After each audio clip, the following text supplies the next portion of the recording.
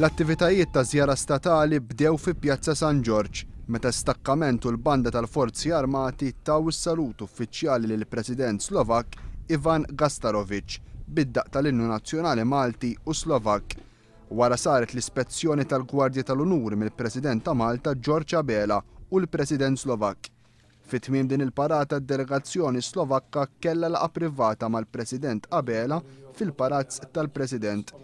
Waqt din il-laqgħa ġew diskussi n-numru ta' temi li jitrattaw it-tisħiħ ta' relazzjonijiet soċjali u ekonomiċi bejn iż-żewġ pajjiżi, fost oħrajn fil-qasam tal-ICT u kif ukoll fis-settur finanzjarju. George Abela qal li s-sena 2010 kienet waħda rekord għal wasla tat-turisti Slovakki f'pajjiżna. Fil-fatt matul is-sena li għaddiet żaru pajjiżna 4,000 Slovakk u Slovakka.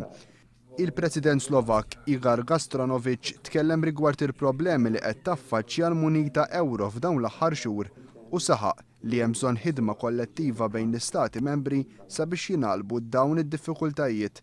Gastarovic qal li stieden lill-President ta' Malta għal żjara statali fi Slovakkja.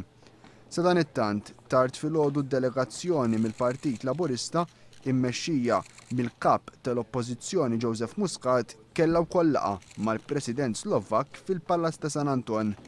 Jakkumpanjaw lil Joseph Muscat kien hemm Noel Farrugia, Luciano Busuttil, Profs Anthony Zammit u Gino Kauki.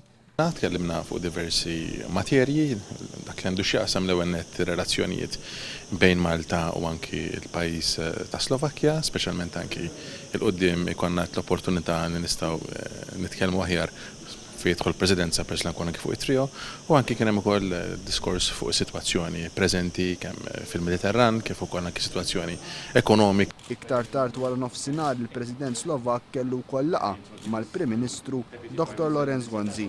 L-attivitajiet tal-President Slovak jissoktaw matul il-jum tal-Erbgħa.